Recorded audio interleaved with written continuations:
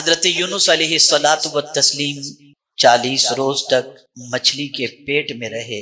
آپ مچھلی کا تصور کیجئے اور پھر اس پیٹ کی تاریکی کا تصور کیجئے۔ اس تاریکی سے کون سی چیز تھی اور اس تاریکی میں حضرت یونس علیہ السلام کا کون سا ورد تھا جس کی بنیاد پر رب قدیر جل جلالہ نے اس تاریکی سے حضرت یونس علیہ السلام کو نجات عطا فرمائی۔ تو قرآن کہتا ہے کہ حضرت یونس علیہ السلام نے مچھلی کے پیٹ میں یہ تسبیح، یہ آیت کریمہ لا الہ الا انت سبحانک انی کنت من الظالمین کی تلاوت فرمائی تو اللہ نے مچھلی کے پیٹ سے آپ کو نجات عطا فرمائی۔ وہ کمال کی بات ہے کہ اس کے اندر رب نے اجابت کے سلسلے میں ارشاد فرمایا فاستجبنا لہ ونجیناہ من الغم۔ حالانکہ تحلیل بھی اس کے اندر موجود ہے لا الہ الا انت، لیکن نجات کا سبب کس چیز کو بنایا؟ تو قرآن کہتا ہے فلولا انہ کان من المسبحین للبث فی بطنہ الی یوم یبعثون۔ اگر وہ تسبیح کرنے والے نہ ہوتے تو پروردگار فرماتا ہے کہ قیامت تک مچھلی کے پیٹ میں رہتے۔ تو یہ ہے لفظ سبحان کی برکت، اللہ کی تسبیح کی برکت۔ آقا کریم رؤوف الرحیم علیہ التحیۃ والتسلیم نے ارشاد فرمایا جس کا مفہوم ہے جس مقصد کے لیے بھی اس آیت کریمہ کی تلاوت کی جائے اللہ اس مقصد میں اسے کامیابی عطا فرماتا ہے۔ انسانوں کے درمیان رہتا ہے، کچھ تعریف کرنے والے ہوتے ہیں، کچھ حسد رکھنے والے ہوتے ہیں، کچھ اچھے کلمات کہنے والے ہوتے ہیں، کچھ دل دکھانے والے کلمات کہنے والے ہوتے ہیں۔ آقا کریم رؤوف الرحیم علیہ التحیۃ والتسلیم سے سچا انسانوں میں اور کون ہو سکتا ہے؟ صادق الوعد الامین جسے کہا جاتا، وہ رسول محترم، وہ رسول اعظم صلی اللہ علیہ وسلم جب دعوت کے میدان میں تشریف لاتے اور انسانوں کو حق کی طرف بلاتے تو جواب میں کوئی لفظوں کے تیر چلاتا، کوئی پتھروں کی بارش کرتا، کوئی اذیتیں پہنچاتا۔ آقا کریم صلی اللہ علیہ وسلم کے قلب اطہر کو تکلیف پہنچتی، اور میرے کریم کی شان یہ ہے کہ اپنے محبوب صلی اللہ علیہ وسلم کو کوئی معمولی بھی تکلیف پہنچے تو مولا راحت کا سامان پہلے عطا فرما دے، فوراً عطا فرما دے۔ اب آپ سوچیں کہ ایسا سچا جس کی صداقت کی گواہی قرآن دے رہا ہو، اس سچے رسول اعظم صلی اللہ تعالی علیہ وسلم کو لوگوں نے نہ جانے کیا کیا کہا، لیکن ایسی سچویشن میں پروردگار جل جلالہ نے اپنے محبوب صلی اللہ علیہ وسلم سے کیا فرمایا کہ جب ایسی کیفیت ہو کہ آپ سچے ہوں، آپ کے دل کو اذیت پہنچ رہی ہے کسی کی بات، تو اس وقت کیا کرنا چاہیے؟ ہماری سچویشن کیا ہوتی ہے؟ کسی کو بد دعا دے دی ہم سچے، کسی نے ہمیں برا بھلا کہہ دیا تو ہم نے گالی دے دی یا بد دعا دے دی، ہلاکت کے بارے میں کہہ دیے سب۔ لیکن قرآن کیا درس دے رہا ہے؟ اللہ عز و جل ارشاد فرماتا ہے وَلَقَدْ نَعْلَمُ أَنَّكَ يَضِيقُ صَدْرُكَ بِمَا يَقُولُونَ، ہم ضرور جانتے ہیں ان کی باتوں سے جو آپ کے دل کو تکلیف پہنچتی ہے، جن کی باتوں سے رسول اعظم صلی اللہ علیہ وسلم کے قلب اطہر کو تکلیف پہنچ رہی ہے۔ اللہ فرماتا ہے ہم ضرور جانتے ہیں وَلَقَدْ نَعْلَمُ أَنَّكَ يَضِيقُ صَدْرُكَ بِمَا يَقُولُونَ، لیکن میرے محبوب جب کسی کی بات تمہیں تکلیف پہنچے تو تمہیں کیا کرنا ہے؟ فَسَبِّحْ بِحَمْدِ رَبِّكَ وَكُن مِّنَ السَّاجِدِينَ، اپنے رب کی تسبیح کرو، حمد بجا لاؤ اور سجدہ کرنے والوں میں۔ پتہ یہ چلا کہ یہ تسبیح اتنی عظیم دولت ہے کہ اگر تمہیں کسی کے جملے اذیت پہنچائیں تو تمہیں اس کو کچھ کہنے کی ضرورت نہیں، کہو گے تو تمہارا دل کا بوجھ ہلکا نہیں ہوگا، لیکن اگر تم اللہ کی تسبیح بیان کرو گے تمہارے دل کا غم دور ہو جائے گا۔ یہ تسبیح کامیابی ملے، کامرانی ملے، ماننے والوں کی تعداد میں خوب اضافہ ہو جائے، فالوور پوری دنیا کے اندر آپ کے بڑھتے چلے جائیں، تو ایسے میں بھی کیا کرنا چاہیے؟ اس موقع کے حوالے سے بھی قرآن کہتا ہے اذا جاء نصر اللہ والفتح ورأیت الناس يدخلون فی دین اللہ افواجا فسبح بحمد ربک۔ یہاں بھی رب قدیر جل جلالہ نے اللہ کی تسبیح کا حکم عطا فرمایا۔ میرے پیارے آقا صلی اللہ تعالی علیہ وسلم کے پیارے دیوانوں، اور پھر دنیا میں بلکہ کوئی چیز کائنات میں ایسی ہے ہی نہیں جو اللہ کی تسبیح نہ کرتی ہو. وَإِن مِّن شَيْءٍ إِلَّا يُسَبِّحُ بِحَمْدِهِ. میرے پیارے آقا صلی اللہ تعالی علیہ وسلم کے پیارے دیوانوں، اس لیے تسبیح کو اپنی زندگی میں لازم پکڑو. تسبیح سے یہ 100 دانے والی جو اس کا یہ مراد نہیں ہے، بلکہ تسبیح سے مراد سبحان اللہ کہنا ہے. سبحان اللہ کہنا ہے. آقا کریم صلی اللہ علیہ وسلم نے ارشاد فرمایا جو شخص ایک مرتبہ سبحان اللہ کہے اس کے نام کا جنت میں ایک درخت لگ جاتا ہے. یہ سبحان. میرے پیارے آقا صلی اللہ تعالی علیہ وسلم کے پیارے دیوانوں، قرآن کہتا ہے وَيُسَبِّحُ الرَّعْدُ بِحَمْدِهِ وَالْمَلَائِكَةُ مِنْ خِيفَتِهِ. آپ قرآن مقدس میں اگر تسبیح کے حوالے سے پڑھیں تو آپ کو قرآن مقدس میں بے شمار آیتیں تسبیح سے متعلق نظر آئیں گی. بس ایک آخری بات عرض کر کے میں اپنی گفتگو کو ختم کرتا ہوں. بیماریاں آج گھر کر چکی ہیں اور کوئی گھر ایسا نہیں ہوگا جہاں کوئی شوگر، بلڈ پریشر، ہارٹ، یہ سب بیماریوں کے اندر گرفتار نہ ہو. ایک بزرگ سے میری ملاقات ہوئی اور میں نے ان سے عرض کیا کہ حضور کوئی ایسا نسخہ عطا فرمائیں کہ طبیعت میں تھوڑا سا بیلنس رہے، چونکہ سفر بہت کرنے پڑتے ہیں، مختلف علاقوں کی مختلف غذائیں، مختلف پانی، مختلف تیل، اور ظاہر سی بات ہے کہ ہوٹل میں یا کچھ ساتھ میں لے کر کے تو جا نہیں سکتے، تو ڈر لگا رہتا ہے کہ طبیعت کہیں خراب نہ ہو جائے. کوئی ایسا نسخہ عطا فرمائیں جس کی وجہ سے طبیعت ٹھیک رہے اور کوئی بڑا عیب طبیعت کے اندر پیدا نہ ہو. فرمایا بس مولانا ایک عمل کو جاری رکھیں اپنی زندگی میں، کثرت سے سبحان اللہ و بحمدہ سبحان اللہ العظیم پڑھتے رہیں، انشاءاللہ اللہ تعالیٰ آپ کو نفس سے اس تسبیح کی وجہ سے محفوظ رکھے گا. تو صحت کے بیلنس کے لیے بھی یہ تسبیح بہت مفید ہے. اور کل ہی حضور محقق کے مسائل جدیدہ نے، حضور سراج الفقہا نے، سنی دعوت اسلامی کا جیسے یہ ادارہ ہے جس کی دستار بندی کے جلسے میں ہم اور آپ حاضر ہیں، ایسے ہی جامعہ ہرا مہاپولی بھی سنی دعوت اسلامی کا ادارہ ہے. کل وہاں بھی ختم بخاری شریف حضرت نے فرمایا. بڑی پیاری بات حضرت نے آخر میں فرمائی کہ آپ ہر نماز کے بعد 3 مرتبہ سبحان اللہ و بحمدہ سبحان اللہ العظیم پڑھا کریں. کوئی بڑی تعداد بھی نہیں، مختصر 3 مرتبہ، وقت نہیں لگتا. لیکن جب سرکار صلی اللہ علیہ وسلم نے فرما دیا ثقیلتان علی المیزان اور حبیبتان الی الرحمن، تو جب کوئی بندہ یہ کہتا ہے تو اس کلمے کو پڑھنے کے عوض میں جو رحمان کو بہت محبوب ہے، اللہ اسے بھی ان کلمات کے صدقے میں اپنا محبوب بنا لے گا. تو اس کے ورد کو اپنی زندگی کے لیے لازم قرار دیں، اس کی عادت بنائیں، پڑھتے رہا کریں. ہماری نماز کا آغاز بھی اگر دیکھیں تو ہم تکبیر تحریمہ کے بعد نہ تعوذ سے نماز شروع کرتے ہیں، نہ تسمیہ سے شروع کرتے ہیں، نہ سورہ فاتحہ سے. ہم شروع بھی کرتے ہیں تو سبحانک اللہم سے شروع کرتے ہیں. اور سب سے اہم رکن جو نماز کا ہے، جو سجدہ، اس سجدے میں بھی ہم کہتے ہیں تو سبحان ربی الاعلی ہی پڑھا کرتے ہیں. اور پروردگار نے اپنے محبوب صلی اللہ علیہ وسلم کو سفر معراج سے مشرف فرمایا، تو اس عظیم سفر میں لے جانے کے سلسلے میں جو سفر کا تذکرہ، جس کا آغاز بھی فرمایا تو سبحان ہی سے فرما کر بتا دیا کہ اگر میری ذات کو بے عیب تمہیں جاننا ہو تو یوں جان لو میں ایسا طاقتور ہوں کہ اپنے محبوب کو ایک ہی ساتھ بلکہ چند ساعتوں کے اندر مسجد حرام سے مسجد اقصیٰ رات کے مختصر سے وقت میں لے جانے کی طاقت رکھتا ہوں. یہ کسی انسان کے بس کی بات نہیں کہ اتنی جلدی جائے اور لامکاں کی سیر کر کے آئے. تو میرے پیارے آقا صلی اللہ علیہ وسلم کے پیارے دیوانوں، رب نے اپنے سبحان ہونے کی دلیل کے طور پر اپنے محبوب کے سفر معراج کا تذکرہ فرما دیا اور فرمایا سبحان الذی اسرا بعبدہ لیلا من المسجد الحرام. سبحان دعویٰ ہے الذی اسرا بعبدہ لیلا من المسجد الحرام، یہ ایک دلیل کے طور پر ہے. تو میرے رب کی ذات ہر نقص اور ہر کمی اور ہر کجی سے پاک ہے. اس کا ورد کثرت سے کرو، انشاءاللہ اس کی برکت سے اللہ دونوں جہاں میں ہمیں بھی کامیابی اور کامرانی عطا فرمائے گا. اللہ عز و جل آقا کریم صلی اللہ علیہ وسلم کے صدق و طفیل مجھے آپ کو سب کو توفیق نصیب فرمائے کہ ہم اس کا ورد کریں. اور بہت سارے طلبہ یہاں پر تشریف فرما ہیں. آپ تعلیم کے آغاز میں حفظ کر رہے ہیں، قرآن شریف کی جو ہے یاد کرنے سے پہلے کتاب پڑھنا چاہتے ہیں، کتاب کی تلاوت سے پہلے، اسباق سے پہلے یہ پڑھ لیا کریں سبحانک لا علم لنا الا ما علمتنا انک انت العلیم الحکیم.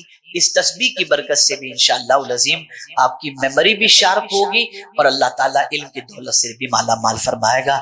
اللہ مجھے آپ کو سب کو رسول اعظم صلی اللہ علیہ وسلم کی تعلیمات پر عمل کی توفیق نصیب فرمائے. لیکن یہاں یہ میں بات عرض کر دوں، یہ نہیں کہ ہماری قوم صرف دنیاوی ایجوکیشن کے اندر افلاس کی شکار ہے، بلکہ ہماری قوم دنیاوی ایجوکیشن اور دینی ایجوکیشن دونوں ایجوکیشن میں مفلس ہے. مفلس کچھ نہیں جانتی ہماری قوم. تو آپ علم کے لیے تیار ہو جائیں، آپ علم کے لیے کمر کس لیں، اور کوئی ایج لمٹ نہیں ہے. صحابہ کی زندگی دیکھو، آقا کریم صلی اللہ علیہ وسلم کے بہت سارے صحابہ نے علم حاصل کیا 60 65 70 سال کی عمر کے اندر. کوئی ایج لمٹ نہیں ہے. اور میں نے ہندوستان کے اخبار کے اندر آج سے کم و بیش 10 سال پہلے بہار کے ایک واقعے کو میں نے پڑھا تھا کہ ایک درخت کے نیچے 90 سال کا ایک بوڑھا وہ ہندی لکھنا سیکھ رہا تھا. آج بہت سارے مسلمانوں کو قرآن پڑھنا نہیں آتا، بہت سارے مسلمان قرآن سیکھنے کے لیے بھی تیار نہیں، دین سیکھنے کے لیے بھی تیار نہیں، اور دنیا سیکھنے کے لیے بھی تیار نہیں. تو پہلا اسٹیپ ایجوکیشن کی طرف آپ کو قدم بڑھانا ہے، اور یہی وہ راستہ ہے کہ رسول رحمت صلی اللہ علیہ وسلم ارشاد فرماتے ہیں جو علم کے لیے قدم بڑھاتا ہے اللہ اس کے لیے جنت کا راستہ آسان کر دیتا ہے. تو آج کے بعد کوئی بھی نوجوان اپنے آپ کو جہالت کی وادی کے اندر نہ رکھے، ورنہ کل کون تمہیں اغوا کر کے تم سے غلط کام کروا کر جیل کی سلاخوں کے پیچھے ڈلوا دے، تمہیں اس کا ہوش بھی نہیں ہو. اس کے علم حاصل کرو. اب اس کے بعد کوئی بھی نوجوان بے روزگار نہ رہے، مفت خور نہ رہے. جو بھی جائز کمائی کا ذریعہ اسے ملے وہ اس جائز کمائی کی طرف قدم بڑھائے. ناجائز قطعی طور پر نہیں. 2000 والا موبائل استعمال کرنے کو ملے کوئی پرابلم نہیں، لیکن حرام کی کمائی کے ذریعے کوئی بھی آئی فون استعمال کرنے کا شوق اپنے اندر پیدا نہ کرے. کمائے تو حلال. اب آئیے میں تھوڑا سا حلال روزی کی طرف آپ کو بتاؤں، اور یہ پیغام صرف نوجوانوں کے لیے نہیں، حلال روزی سے متعلق ہر اس کاروباری کے لیے ہے جو تجارت کے اندر اپنی قسمت آزمائی کر رہا ہے. آئیے آقا کریم صلی اللہ علیہ وسلم کا ارشاد میں آپ کی سماعتوں کے حوالے کروں. اچھا یہاں یہ بھی بتا دوں کہ بہت ساری جماعتیں ایسی بھی ہیں جو 4 مہینے کے لیے لے کر نکل جاتی ہیں، کاروبار چھوڑو، ایجوکیشن چھوڑو. اور میرا مولا کیا فرماتا ہے، کس دن کے لیے فرماتا ہے؟ جمعہ سید الایام. اللہ فرماتا ہے اذا قضیت الصلاۃ فانتشروا فی الارض. نکال دیا مسجد سے باہر اللہ نے کہ جب تم جمعہ کی نماز ادا کر لو زمین پر پھیل جاؤ. وابتغوا من فضل اللہ، اور اللہ کا فضل تلاش کرو، یعنی روزی تلاش کرو. اسلام یہ نہیں کہتا کہ آپ مسجد میں بیٹھ کر جوانی کے اندر اوراد و وظائف کریں. اسلام یہ چاہتا ہے یا تو علم حاصل کرو، محنت و مشقت کرو، اور عبادت کی عمر تو ہے ہی، اور حلال روزی کمانا یہ کوئی کم عبادت نہیں ہے. اللہ مسجد سے نکال رہا ہے. مجھے یاد آ رہا ہے سیدنا فاروق اعظم رضی اللہ المولا تبارک و تعالی عنہ کا ایک واقعہ. آپ مسجد نبوی شریف میں تشریف لے گئے، آپ نے ایک جوان کو دیکھا بیٹھا ہوا ہے، ذکر و اذکار کر رہا ہے. آپ نے اس نوجوان سے پوچھا تو کوئی کام نہیں کر رہا ہے، کیوں ادھر بیٹھا ہوا ہے؟ کہ بس اللہ اللہ کر رہا ہوں. کیا کوئی کاروبار یا کوئی کام کاج وغیرہ نہیں ہے؟ تو جوان نے جواب میں کہا اللہ نے مجھے اتنا نوازا ہے کہ مجھے محنت کرنے کی ضرورت ہی نہیں. فاروق اعظم رضی اللہ تعالیٰ عنہ نے اسے اٹھایا اور فرمایا تیری ضرورت تیری کمائی سے پوری ہو جاتی ہے بیٹی، انکم تیری اتنی ہے کہ جس سے تیری ضرورت پوری ہو جاتی ہے، لیکن ایک جوان کا اس طرح سے مسجد میں بیٹھنا مناسب نہیں. جا کما اور تیری کمائی سے دوسروں کو فائدہ پہنچا. یہ بھی ایک کام ہے. آپ کیپیبل ہو، خاندان کھانے کی طاقت رکھتا ہے، لیکن کوئی جوان علم کی طرف، سوشل ایکٹیویٹیز کی طرف، دوسروں کی مدد کی طرف، اور اسی کے ساتھ ساتھ دوسروں کو فائدہ پہنچانے سے غفلت کا شکار نہ ہو. آئیے رسول اعظم صلی اللہ علیہ وسلم کی حدیث سماعت فرمائیں. ہم نے سمجھا ہے نماز ہی فرض ہے، ہم نے سمجھا ہے روزہ ہی فرض ہے، ہم نے سمجھا ہے حج ہی فرض ہے، ہم نے سمجھا ہے زکات ہی فرض ہے، لیکن قربان جائیے رسول اعظم کے انتخاب پر آقا کریم صلی اللہ علیہ وسلم ارشاد فرماتے ہیں طلب الحلال فریضۃ بعد الفریضہ. اللہ کے رسول صلی اللہ علیہ وسلم فرماتے ہیں حلال روزی حاصل کرنا فرض کے بعد ایک خاص فرض ہے. یہ فرض ہے حلال روزی حاصل کرنا. تو جب بھی کمانے کے لیے نکلو حلال روزی کمانے کے لیے نکلو، حرام کی طرف کبھی توجہ مت دینا. اور اب جو میں حدیث آپ کی سماعتوں کے حوالے کرنے جا رہا ہوں رزق حلال سے متعلق، آپ اسے سماعت کریں گے تو کبھی بھی حرام کی طرف انشاءاللہ قدم نہیں بڑھائیں گے. حضرت ابو ایوب انصاری رضی اللہ تعالیٰ عنہ سے مروی ہے کہ حضور صلی اللہ علیہ وسلم نے ارشاد فرمایا جو مال و دولت حلال طریقے سے اس لیے کمائے، ریزن بھی بتایا حضور نے، کمانے کا ریزن بھی حضور نے بتایا، جو مال و دولت حلال طریقے سے اس لیے کمائے کہ بھیک مانگنے سے بچے، اور اس لیے کمائے کہ اپنے اہل و عیال کو خوش رکھے اور اپنے پڑوسی پر مہربانی کرے، وہ اللہ تعالیٰ سے اس حال میں ملاقات کرے گا کہ اس کا چہرہ 14ویں کے چاند کی طرح چمکتا ہوگا۔ حلال کما رہا ہے تاکہ ہمارا بچہ بھیک مانگنے سے بچے اور پڑوسی کی بھی مدد کرے۔ تو مرنا تو برحق ہے، ملاقات تو اللہ سے ہوگی، لیکن قربان جائیے اس حلال کمانے والے کی عظمت پر کہ جب رب سے اس کی ملاقات ہوگی تو مدینے کے تاجدار صلی اللہ علیہ وسلم فرماتے ہیں کہ اس کا چہرہ 14ویں کے چاند کی طرح چمک رہا ہوگا۔ میرے پیارے آقا صلی اللہ تعالی علیہ وسلم کے پیارے دیوانوں، آج کیوں زبان سے گالی نکل رہی ہے؟ آج کیوں زبان سے بکواس ہو رہی ہے؟ آج کیوں زبان سے بےہودہ باتیں نکل رہی ہیں؟ کہیں ایسا تو نہیں کہ ہمارے حلق کے نیچے اترنے والا لقمہ حلال کا نہیں رہ گیا؟ لیکن حضور فرماتے ہیں اگر کوئی حلال کھاتا ہے تو اس کا فائدہ کیا ہے؟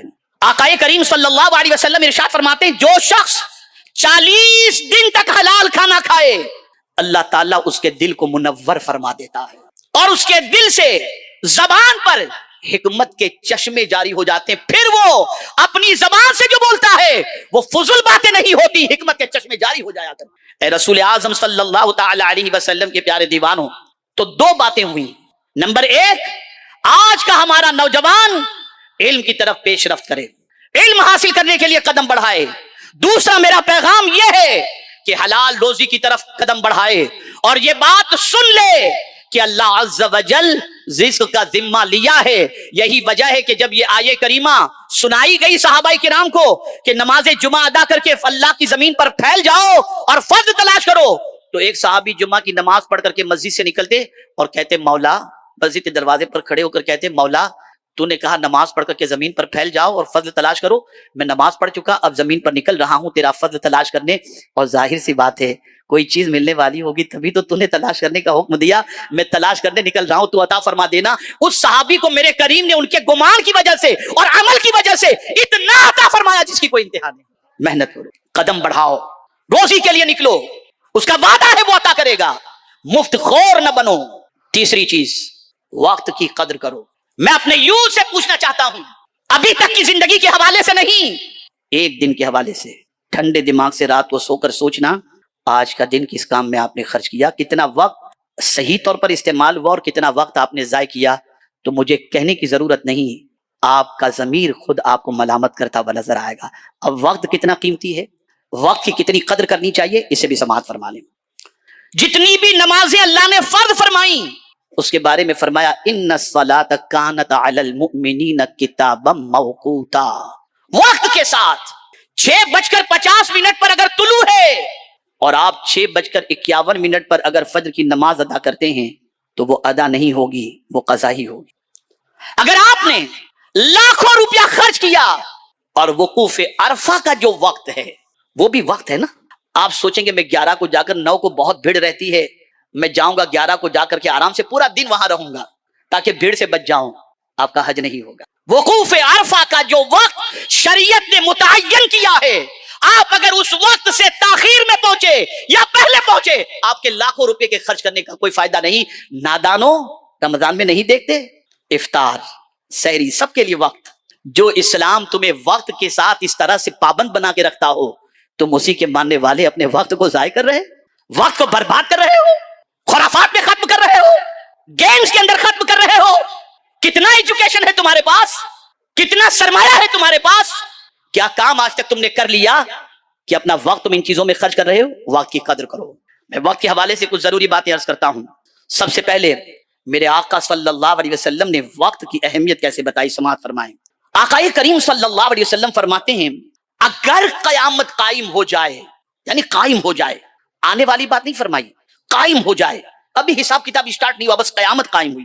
سرکار فرماتے ہیں اگر قیامت قائم ہو جائے اور تم میں سے کسی کے ہاتھ میں کھجور کا چھوٹا سا پودا ہو، قیامت قائم ہو گئی، ہاتھ میں کھجور کا چھوٹا سا پودا ہے، اگر وہ اس بات کی استطاعت رکھتا ہو کہ حساب کے لیے کھڑا ہونے سے پہلے اسے لگا لے